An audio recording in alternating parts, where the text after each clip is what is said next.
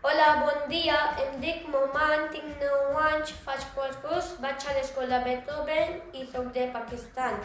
Us vaig explicar un llibre que m'agrada molt. El títol del llibre és Fins aviat, Mica.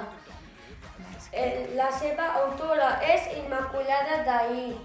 El protagonista del meu llibre és la Mica i la seva mona. La Mica té un àlbum amb moltes fotografies. I un dia pensar què faran ella i la mona quan acabi l'escola. Quan arriben les vacances, la Mica i la seva mona van visitar els seus amics i amigues que viuen en molts llocs diferents.